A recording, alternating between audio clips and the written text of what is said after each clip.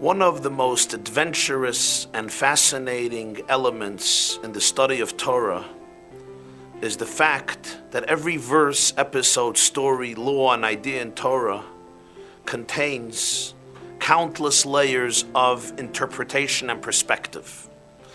It's known, for example, that every single verse and concept in the Torah can be understood from at least 4 perspectives, known as pardes, which is an acronym for 4 words: Pshat, Remez, Drush, and Sod.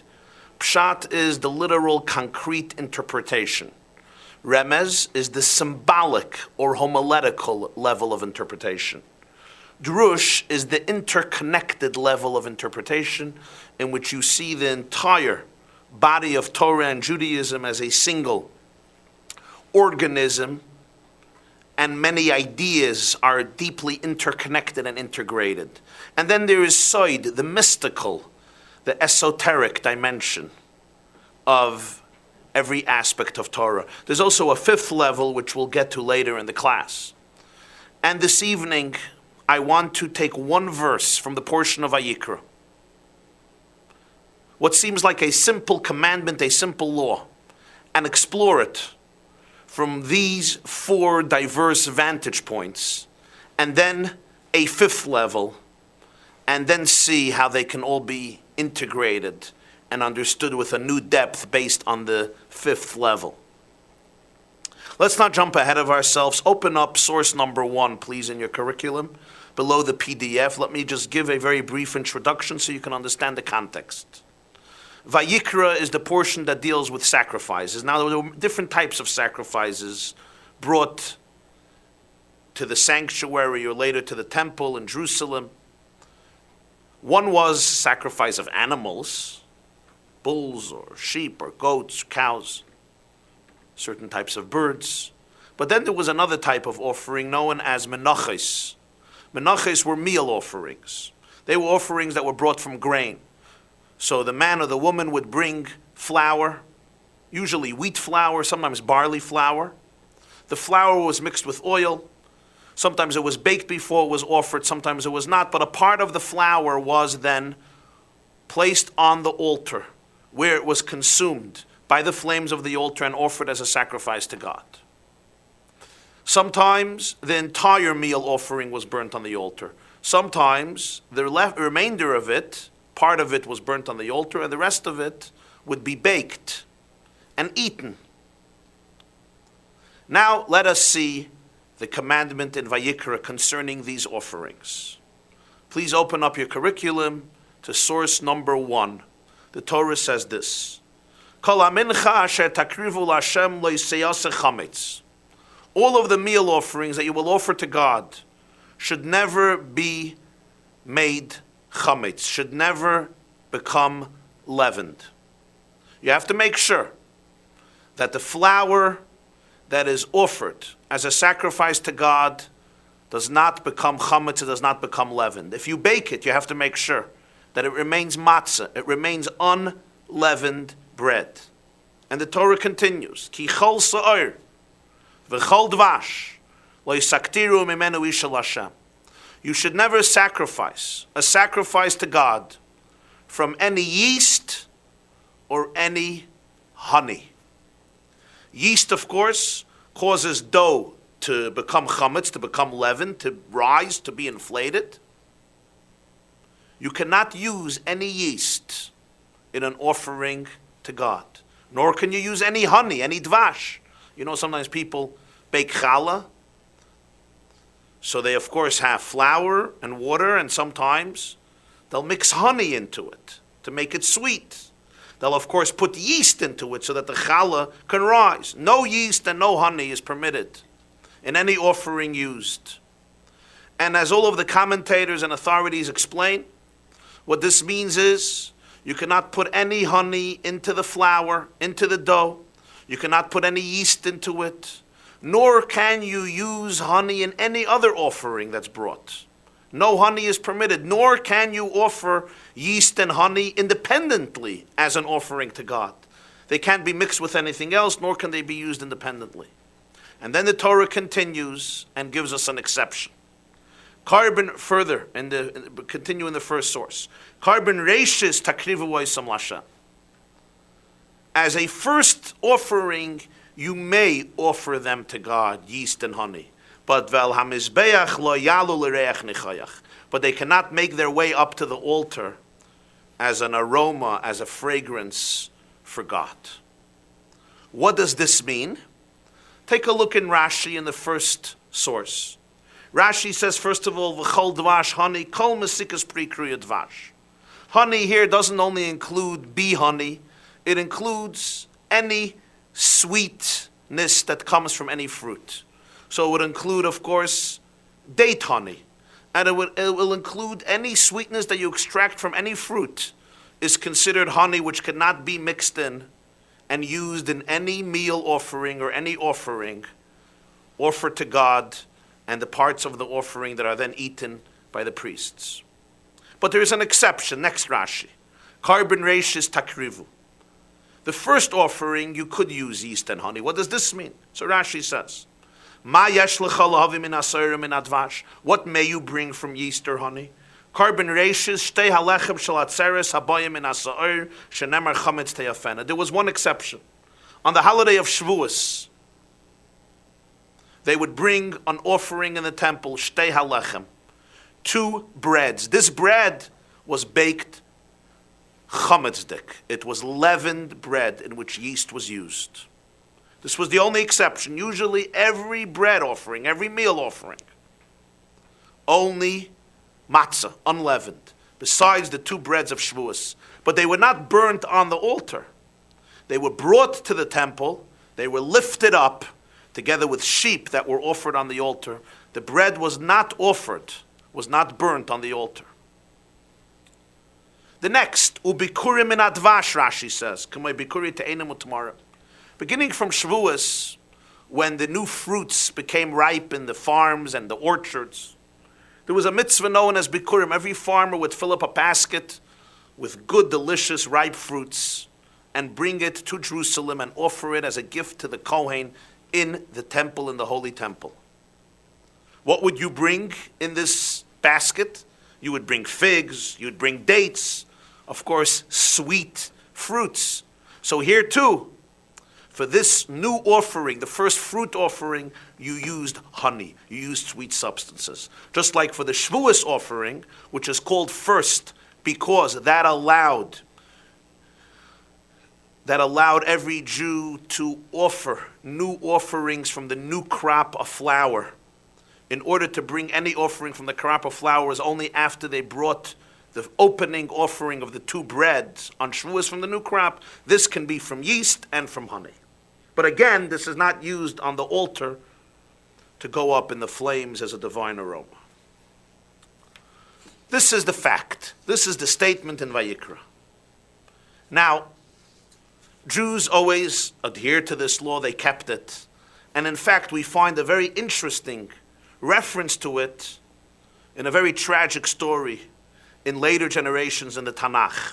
In the book of Judges, chapter 9, we have the story of a man named Gidon. Gidon was a great warrior and leader of the Jewish people during the time of the Judges. Gidon had many wives and 70 children. Gidon dies. Who will now take over the kingship, the leadership? One of the sons, who was a half a brother to the other brothers, his name was Avimelech. Avimelech gathered around him lowly, despicable people from the city of Shechem, and he murdered his 70 brothers. Every one of his brothers he executed. Only one remained, the youngest. His name was Yeast, and he escaped. On the top of Mount Gerizim, which faces the city of Shechem, today the Arabs call it Nablus, Yosam speaks to the people of Shechem who helped Avimelech perform this coup, murder his whole family so that he can become the king over Israel. And Yosam presents one of those unique, eloquent metaphors in the Hebrew Bible and the Tanakh. And I want you to look inside. Take a look at source number 2 in your curriculum right under the video. Vayagidu liyoisam. Vayelech vayamed b'roshar grizim vayisa koile vayikra vayomer aleim shimu elai balei Shchem vayishma aleichem alekim. Yosef is on Mount Grizim and he talks to the people of Shechem. He says, listen to me. And he tells the following story. The trees needed a king, so the trees went to look for a leader, for a ruler. They told the olive tree, rule over us. The olive tree told them,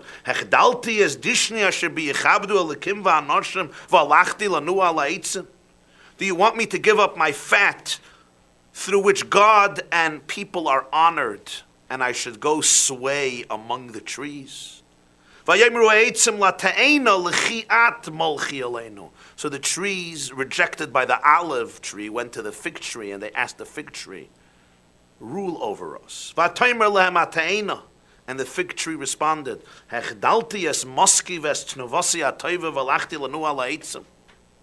do you want me to forget and give up my sweetness and my good fruit and go sway among the trees? So the trees came to the vine and they said, become our king. And the vine said, do you want me to give up my wine which brings joy to God and to human beings and go sway among the trees? And he continues, Yosem, to say, so they all came to the bramble, they all came to the otod, which is a thorny shrub, a thorny bush. And they said, become our king. And the thorny bush, who lacks fragrance and lacks aroma and lacks taste and lacks personality and lacks character, said, of course, and started to make deals with them.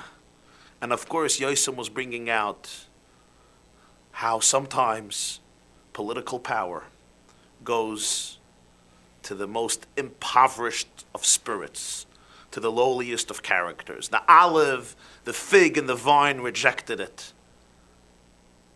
The otod, the bramble, the thorny bush, embraced it. At the end of the story, it's a long story. Avimelech is killed by a Jewish woman who throws a rock on him, and yet embarrassed from his legacy, being remembered as the man who was killed by a woman, he asks his servant to stab him to death. This was years later. I want you to focus on one thing, the difference between the verbiage of the olive tree, the fig tree, and the vine. The olive tree talks about itself, should I give up my fat, which honors God and people? The vine similarly says, should I give up my wine, which brings joy to God and people? The fig tree does not mention God and people. The fig tree says, should I just give up my sweetness and my good fruits? You see why? Because the olive tree, which produced oil, brought honor to God. Oil was constantly used in the meal offerings. Every meal offering, the flour was mixed with oil. Wine was constantly used to bring joy to God, so to speak, because every offering came with a wine libation. But figs are sweet. They're honey. They are included in the prohibition of do not use honey in any offering, so figs were never brought as an offering. So when the fig tree responds to those who want to coronate it, the fig says, I have a life. I'm not going to give up my sweetness and my good fruits, but it does not mention its service as a sacrifice to God.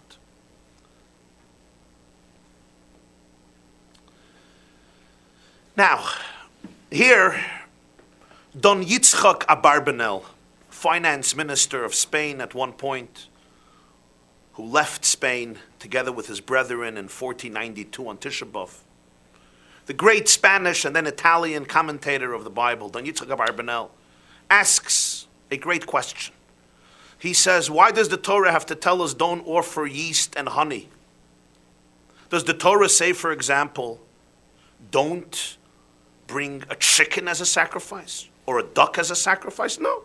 The Torah just tells us which animals may be brought, and we understand that it excludes everything else. Why, when it comes to this area, the Torah doesn't say, don't bring apples and oranges as sacrifices?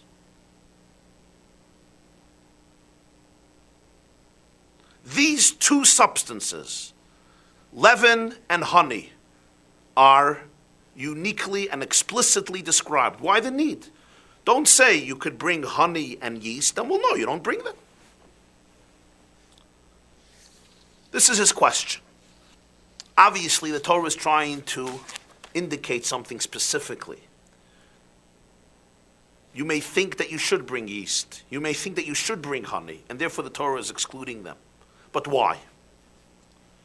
There are so many perspectives to explain this and to explain the reason. Why does God care if the dough is leavened? Why does God care if the dough is sweetened with honey? Why does God care if you offer honey or yeast independently? Why? What is the reason for this? Let's begin with perspective number one. Perspective number one is presented by Maimonides, the Rambam, Rabbeinu Moshe ben Maimon, 12th century.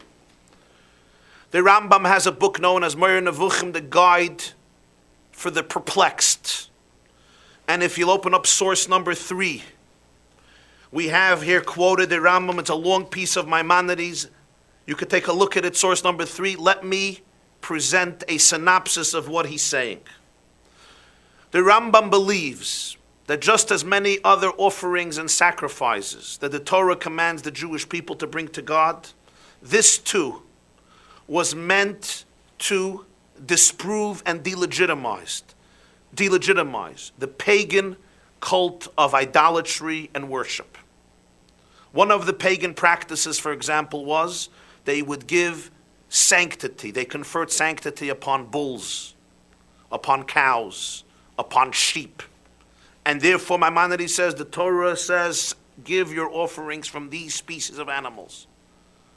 Because what the idol worshippers describe as an abomination and something that will drive you away from God and from truth, the Torah is saying, through this you will come close to God. This helped the Jewish people and the world eradicate itself from the pagan, idolatrous notions that were so pervasive in human society. And Maimonides continues that the idol worshippers used to offer yeast and never bread. They also made sure that every sacrifice was covered and decorated with honey to make it sweet. They also never used salt. And therefore the Torah comes to revolt against this notion and says, you have to use salt for every offering. Every offering was covered with salt. Do not use honey with any offering, and do not use yeast. Use bread, flour, water, oil that's unleavened. What's interesting is that Ramban Nachmanides, Rabbeinu Moshe ben Nachman, who usually when it comes to sacrifices and offerings, he has some very serious disagreements with the Rambam, with Maimonides. In this particular law, Nachmanides Ramban agrees to the Rambam. And I'm going to read it inside source number 4. Open up source number 4. The Ramban says, "V'tama sa'erva hadvash." The reason for the prohibition against using yeast and honey. Yitachin shu kedivri harav b'meira hanavuchim. It may be that the rabbi in the Guide of the Perplexed, Maimonides, is correct. Omar shemotza b'sifreim. The Rambam says that he found in their books sha'aminik haya la'ivdei avodah zara lahakriv kol min chasam chametz. It was the idolatrous custom to mix in leaven into all of the meal offerings and to mix honey into them, and therefore God prohibits it. The Torah prohibits it. This is not how you're going to worship God. Maimonides' perspective, agreed by Ramban. Abarbanel himself gives another perspective. What does he say? He says something cute. He says, if the priests are going to use honey, so when you have your honey on your hands, you come lick it. You know, people lick the honey. And that's forbidden. It's part of a sacrifice. There's only a prescribed part at a certain time that you can eat. And they might lick the honey, so therefore the Torah says no honey. The Barbanel says, what about yeast? He says, when you use yeast, of course you have to wait for the dough to rise, so it may take much longer. and it may be delayed until after the time they're allowed to eat it. Every offering had a prescribed time when the Kohanim, or the people, the Jews, are allowed to eat it. And if you're using yeast, it may delay the process. I'm giving different interpretations, all on the level of pshat, the literal explanation for this prohibition against using yeast and honey. We discussed Maimonides and Achmanides, and now I told you the Abarbanel. There are other interpretations. For example, source number 5, the Askenim Ebali Atosvos. This is the 13th century, the great authors of the Tosafos in France.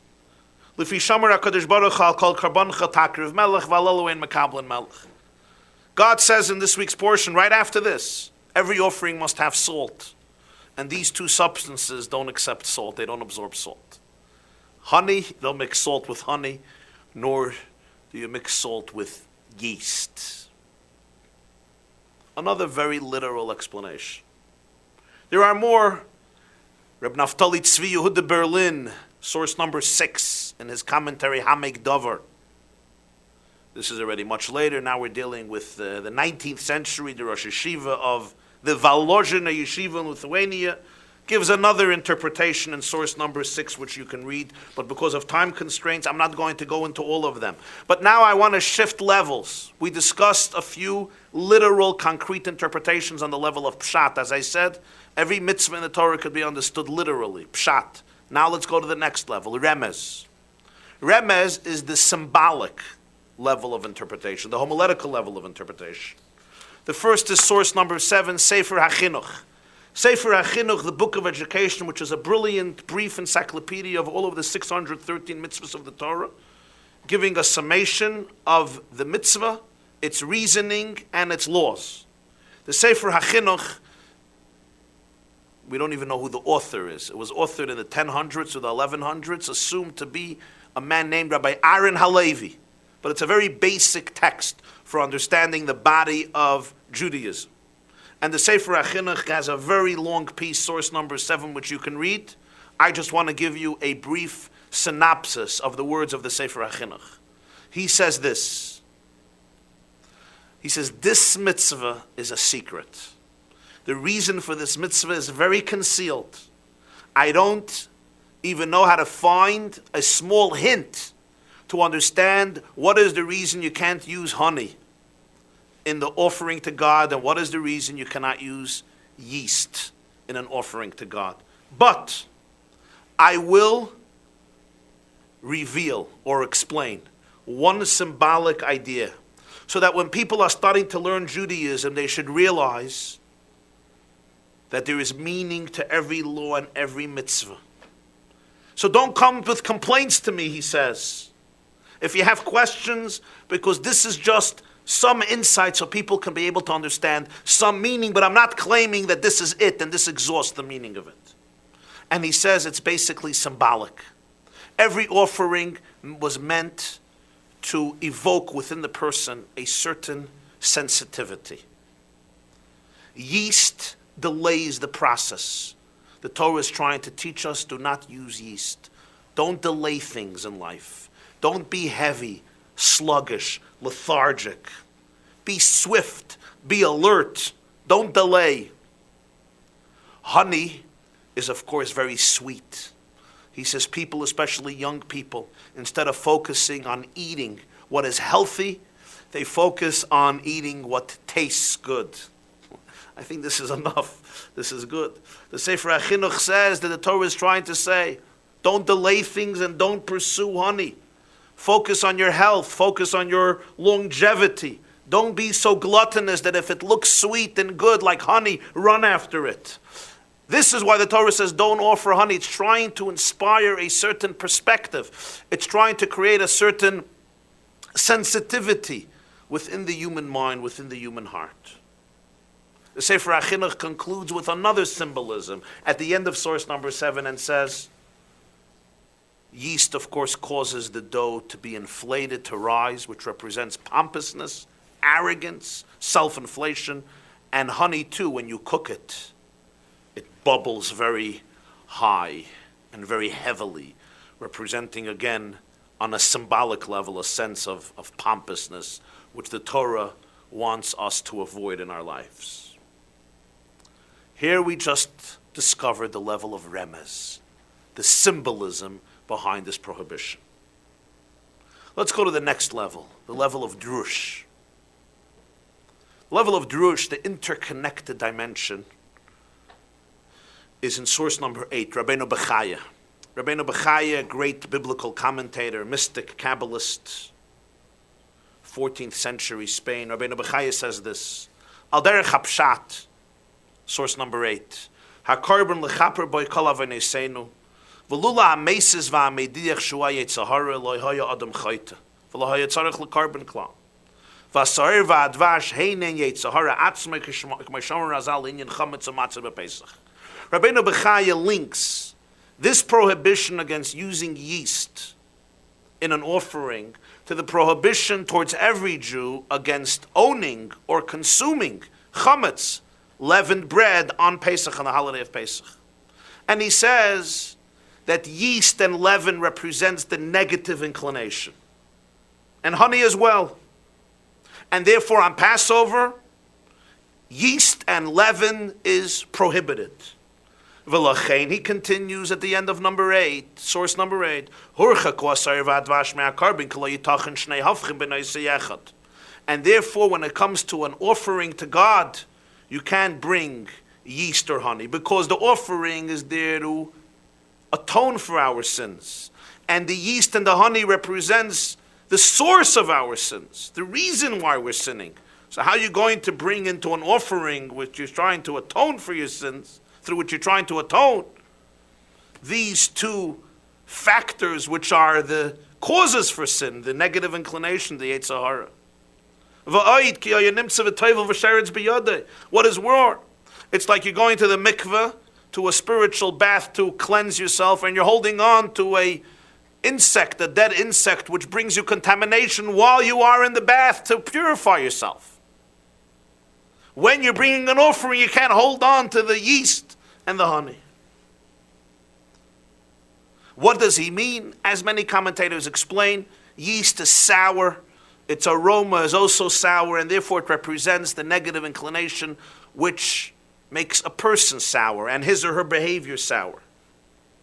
How about honey? The Baal HaTurim. Interestingly, Rabbeinu Yaakov Baal HaTurim explains that sometimes the negative inclination comes with an appearance of sweetness.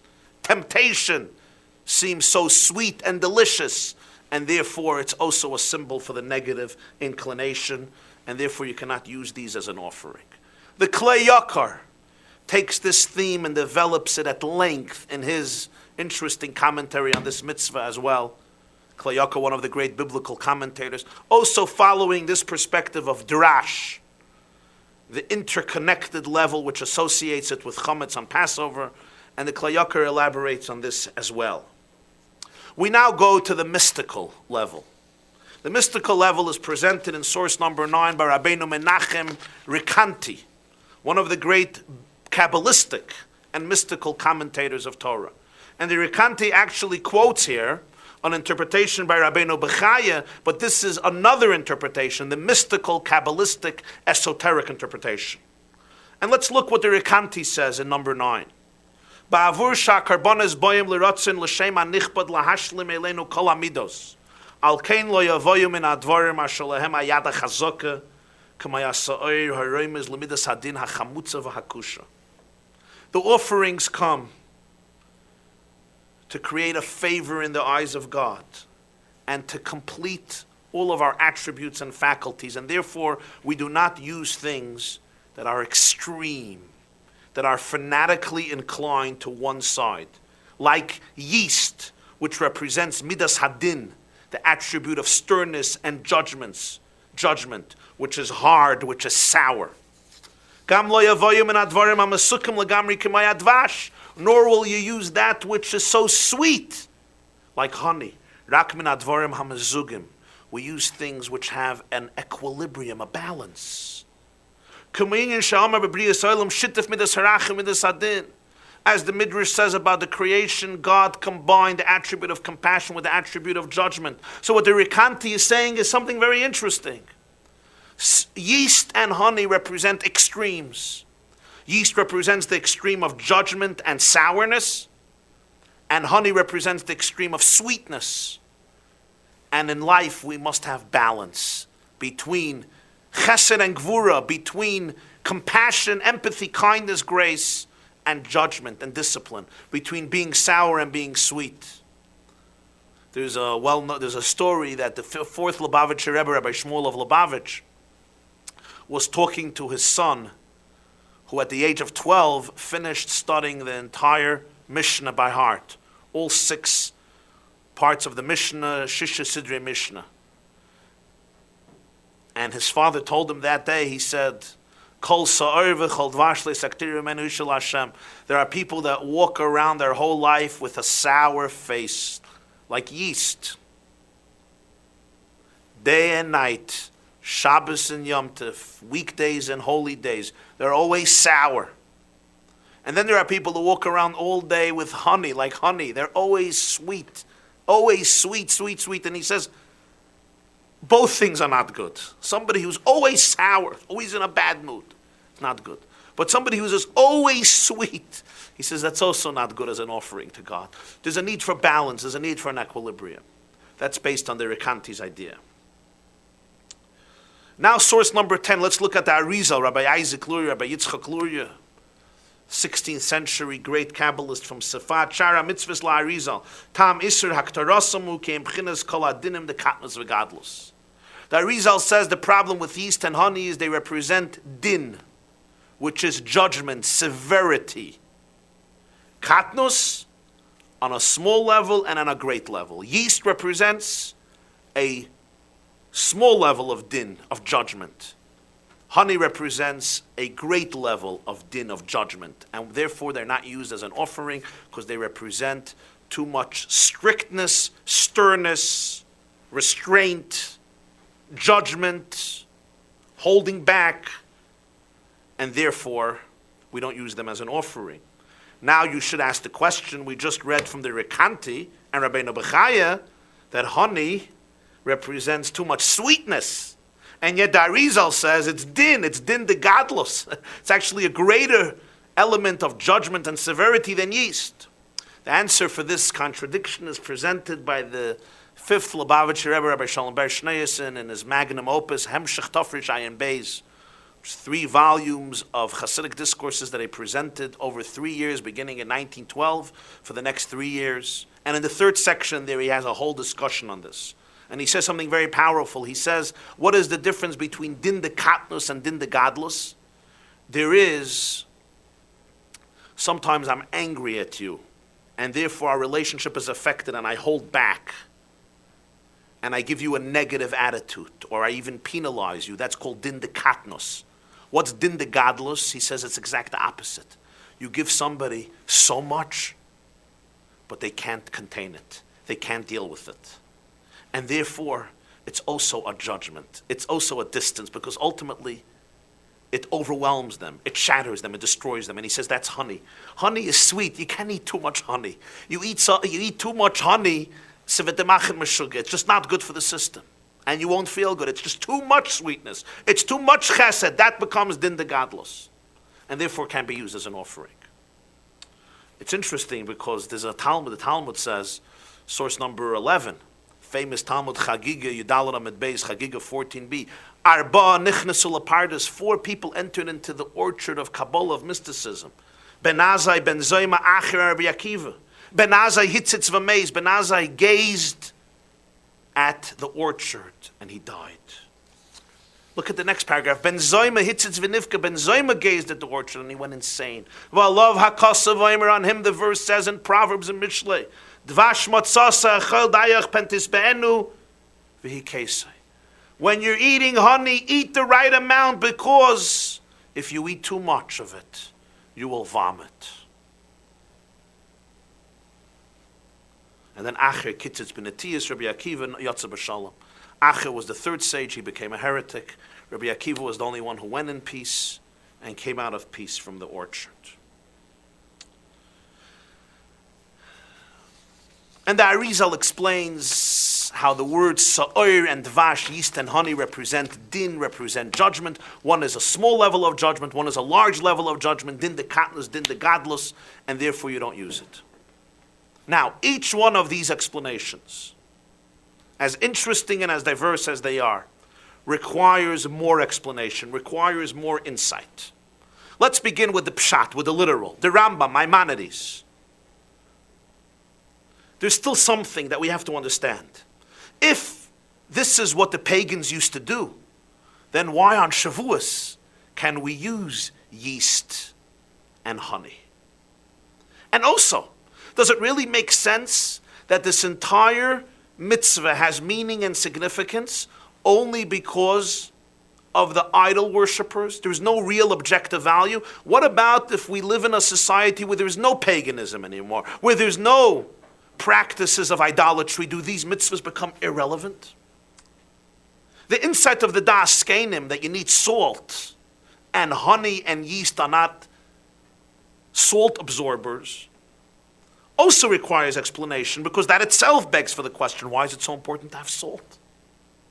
And again, why Shavuos can you use yeast? And for Bikurim, for the first fruits, can you use honey?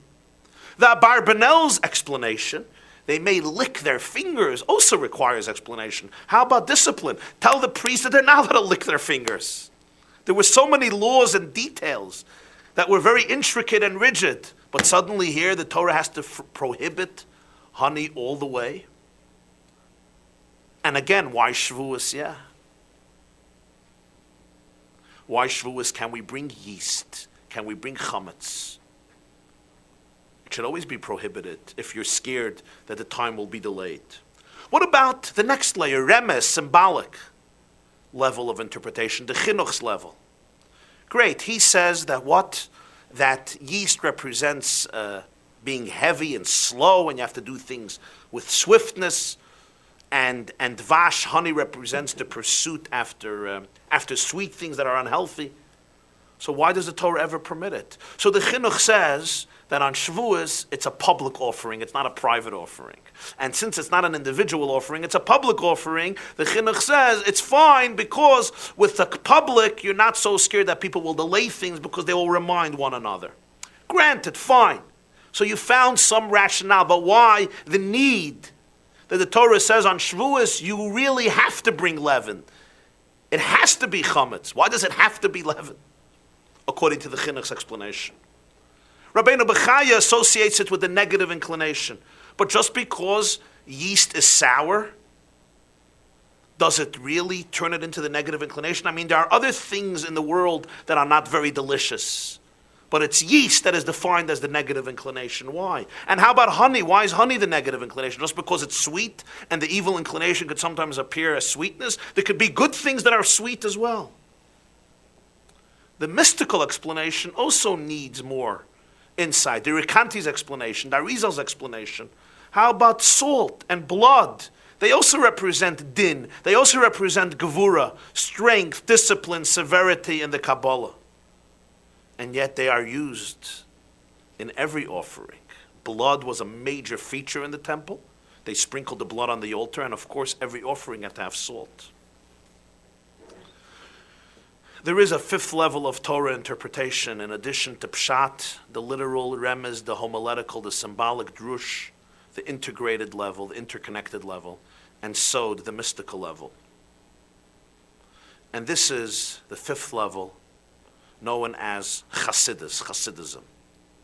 300 years ago, Rabbi Yisrael Baal Shem Tov, Israel Baal Shem Tov, was born in the year 1698. He revealed what is known as the teachings of Hasidus. Hasidus does not lend itself to an easy definition as the literal interpretation, the symbolic interpretation, the interconnected level, or the mystical level. It's rather a fifth level. And the fifth level is known as Yechida, as the etzem, as the essence, which means this. Every person has 4 layers to their personality. And our 4 layers, the 4 layers of our identity, correspond to the 4 layers of Torah interpretation. The literal level of Torah interpretation mirrors our layer of nefesh, our concrete physical identity. The second layer of Torah interpretation, symbolism, remez, relates to our second layer of identity known as ruach, which are our emotions, our emotional identity. Because emotions usually work as symbolisms. They're metaphors. Usually every emotion is a metaphor. It's a symbol for what's happening in your subconscious. The third layer of Torah interpretation, the interconnected level, drush, relates to our layer of neshama, which is the cognitive intellectual self. The fourth layer of Torah interpretation, the mystical, sod, relates to our fourth layer of chaya, known as the transcendental or spiritual part of the human being. Who are you? Are you a physical being? Are you an emotional creature? Are you an intellectual creature? Are you a transcendental creature? Of course, you're all of them. Then there's the fifth level. The fifth level is known as yechida. This is the undefined core of human identity. It's not defined by physical or by emotional or by intellectual or even by spiritual. It's the core of the self, the deepest level of self, which does not contradict any other layer. On the contrary, it constitutes the very essence and core of all the layers of human identity. It's the essence of the I, which is yechida, which is one with the essence of reality and one with the essence of truth. And this level is articulated in the fifth level of Torah interpretation, Chassidus, which is the yechida, the essence and the core of every concept, mitzvah, verse, and law in Torah, and therefore it never competes with the other four layers of interpretation.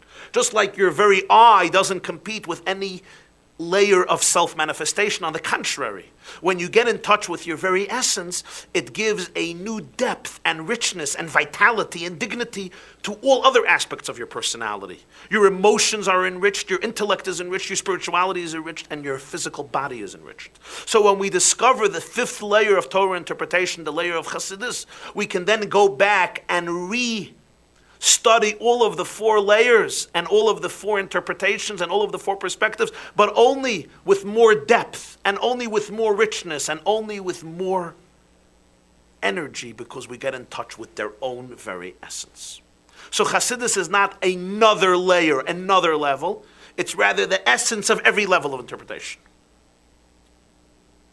So an interpretation with Chassidus and without Chassidus is, you have the interpretation, but it could be somewhat shallow. It's missing its very core, its very essence. And with Chassidus, you really get to suck the marrow out of that layer in Torah study. This issue as well, we have the explanation in the teachings of Chassidus by the Baal Shem Tov. The Baal Shem Tov has a book, Keser Shem Tov, and there he presents his interpretation to this verse, to this mitzvah.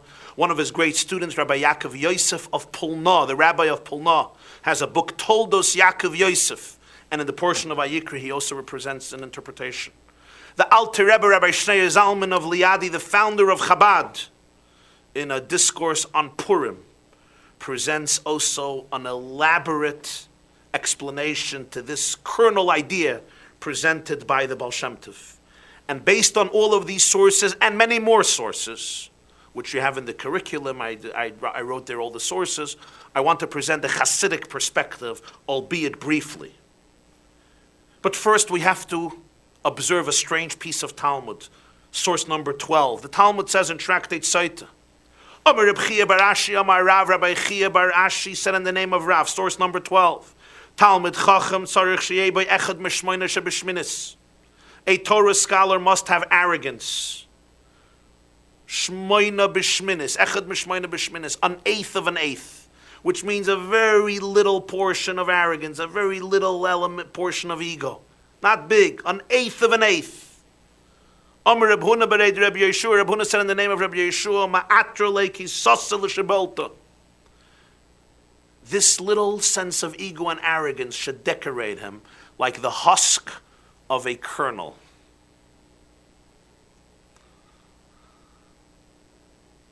Amar Rava, b'shamta de izbe, b'shamta de lesbe. A Torah scholar who has arrogance should be excommunicated, but if he has no sense of self, he should also be excommunicated. Amar Reb Nachum by Yitzchak, Reb Nachum by Yitzchak says, Loi minei v'loi miktsasi, nothing, not an eighth of an eighth. I want nothing. Now I want to understand. I can understand when he says a Torah scholar has to have a little bit what do we want to call it? I don't know if arrogance is the good word, but a little bit of where he cares about himself, about his ego. Not a lot, an eighth of an eighth. An eighth of an eighth, which is actually a 64th. A 64th part. Fine, a little tiny, little arrogance, a little ego. But what does Rabbi Huna mean when he says he has to decorate himself with this little ego, like the husk covers the kernel? What's the meaning of this metaphor? What is he adding? What is he trying to explain? Comes Chassidus and says that in this metaphor, the kernel and its relationship to the husk, this metaphor captures and conveys the true depth of the message being communicated. And the explanation is this. You see, religion has a major tension. It's a tension between two polarities and two forces. The notion of selflessness and yet the notion of selfishness. All systems really of philosophy and all systems of politics and all systems of psychology struggle with this tension. On one hand, we see selfishness and altruism as noble and endearing, and we are moved by it and inspired by it and sometimes yearn for it ourselves. And on the other hand, we feel the need for self-actualization and for the ego and for self-expression and to protect and maintain myself and my interests and my needs. In religion especially, this tension is very powerful, and in Judaism as well, because on one hand, Judaism teaches, especially in Kabbalah and in Hasidism, that ein oid mulvadai, that the only true reality is God, because we all exist within the divine.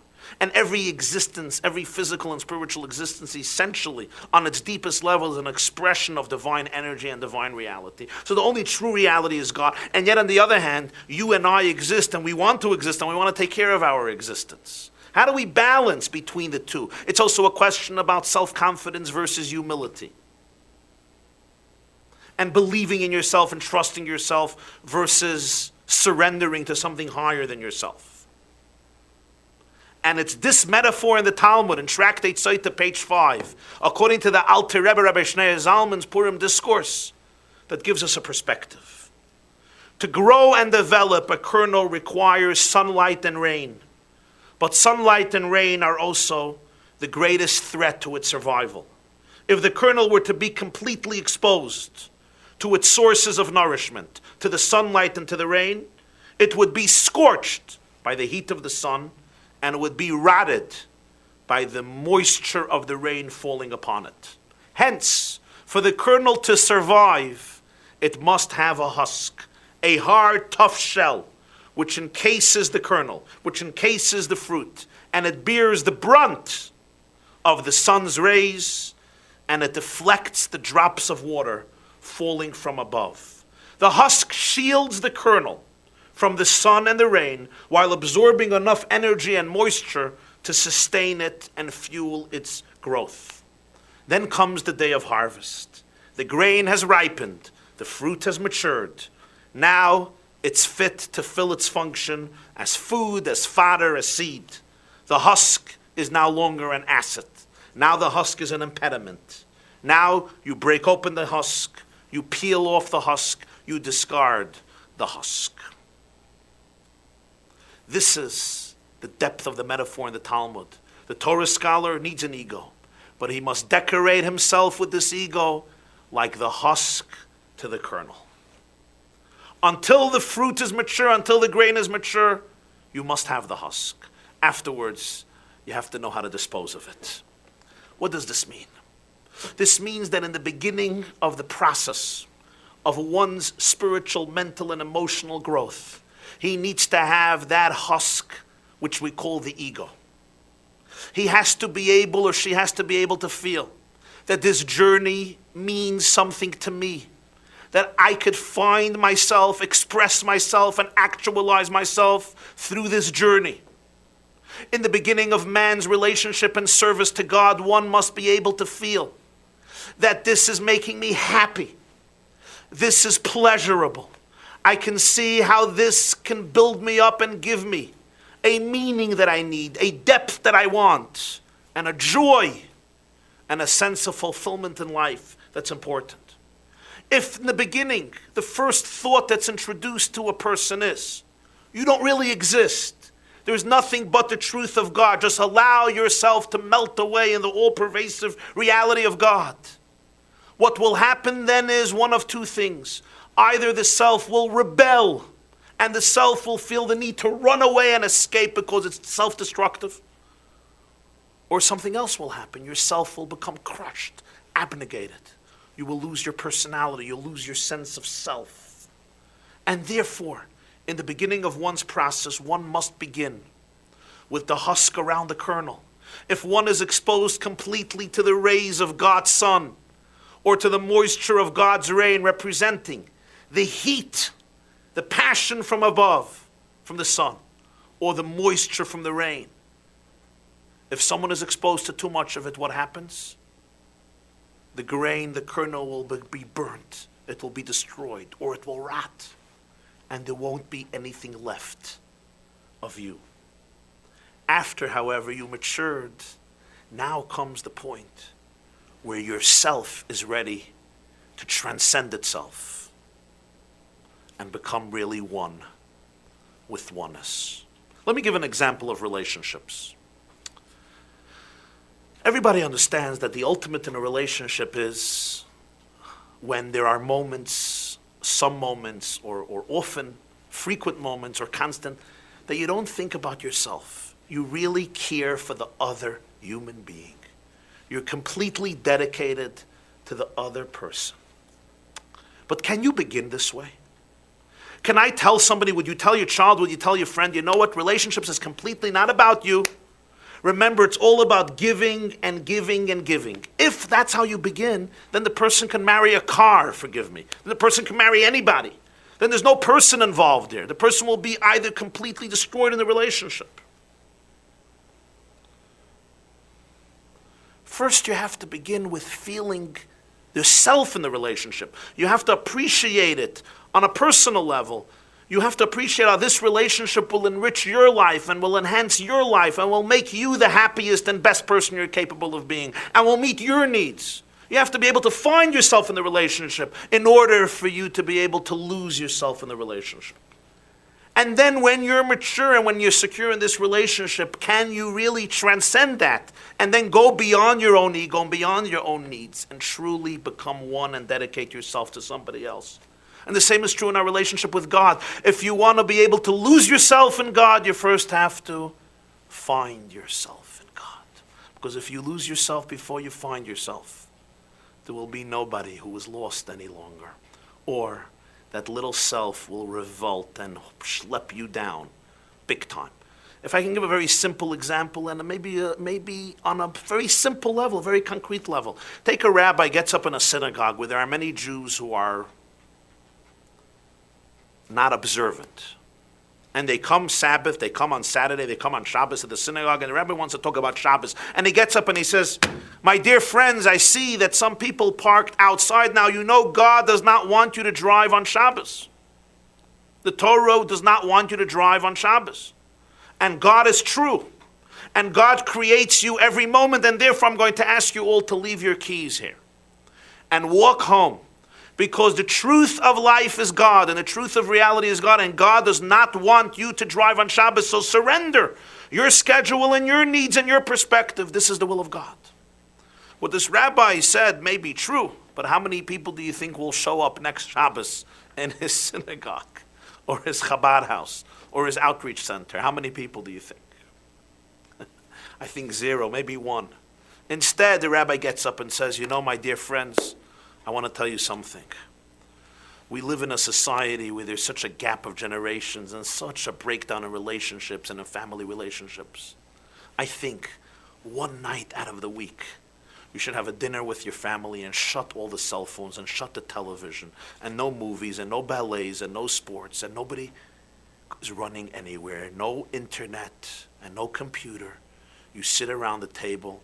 You shmooze, you argue by lit candles, and you sing beautiful songs and eat gefilte fish. What did this person do? He spoke about Shabbos in a way that they felt that there's something in it for me where I am. Then they can grow, learn more, discover more, including the truth that we're here completely to serve God. It's so true in education. You start off with education telling a child you don't exist. You'll break the child before you build him up. First you have to explain to him how precious he is, how beautiful he is, how great she or he is, how rich a life they can live. And that's what God wants. Then the kernel can mature and dispose of the husk. Now let's see the Hasidic explanation to this verse. Source number 13. Kesser Shemtiv.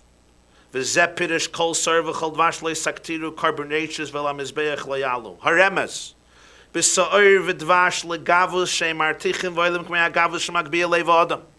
Yeast causes the dough to rise, to be inflated tremendously, which represents a sense of arrogance, of pompousness, of self-aggrandizement.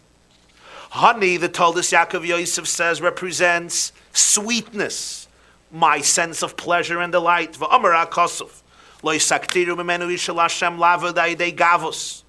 You cannot bring an offering to God, worshipping Him through arrogance. But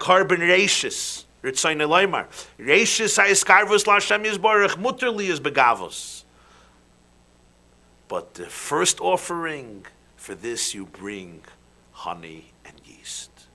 When you're starting, when you're beginning your relationship, when you want to start getting close, now bring yeast and honey. Now the kernel needs a husk. Now you have to feel a sense of self, and you have to feel a sense of sweetness, how delicious it is. I have to be able to find myself in the experience of Judaism. I have to be able to find myself in God, find myself in Torah, find myself in mitzvahs.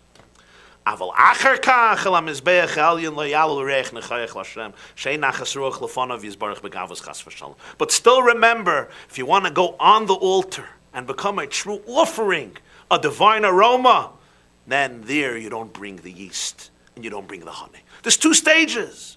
One stage is where there is a sense of self, a great sense of self, a great sense of yeast, a great sense of honey. That's carbonaceous.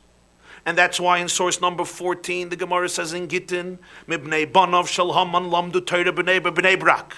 From the descendants of Haman, there were Jews who learned Torah in Bnei Brak. Haman, the family of Amalek, represents unbridled arrogance.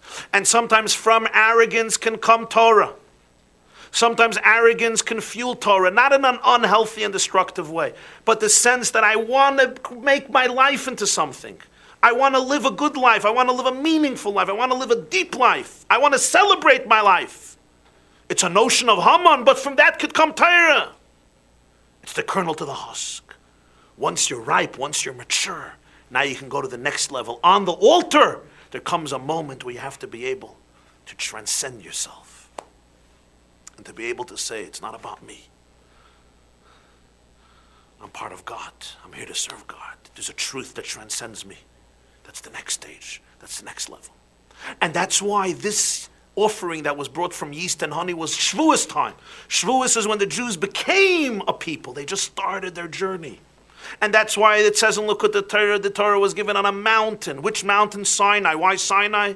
So the Midrash says because it was lower than the other mountains, to represent humility. But if it was humility that we were trying to teach, why a mountain? Why not on flat land? And the answer is, a mountain you must be. But the mountain must be directed towards humility until the time when the person can completely transcend their mountain and become one with God.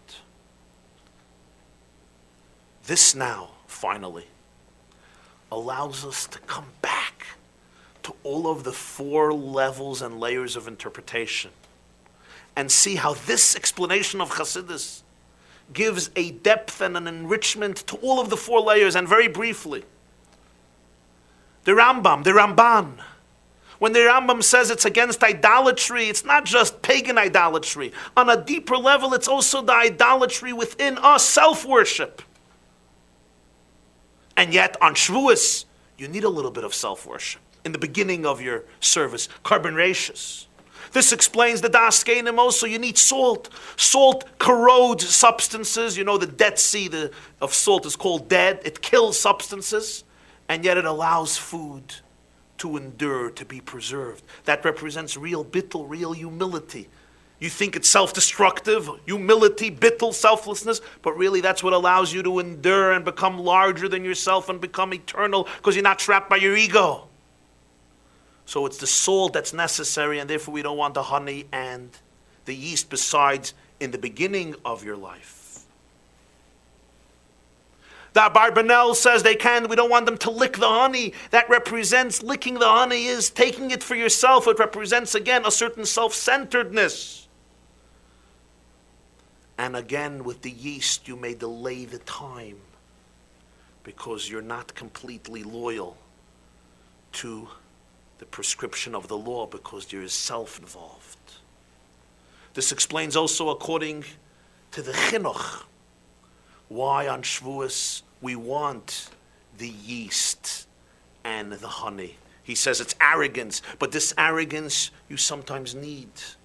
It explains, according to the Rabbeinu Bechaya, why yeast is the Yetzer Hara, why honey is the Yetzer Hara, and why sometimes we want it. It's not just a destructive component. It's the kernel of the husk which allows you to find yourself in God.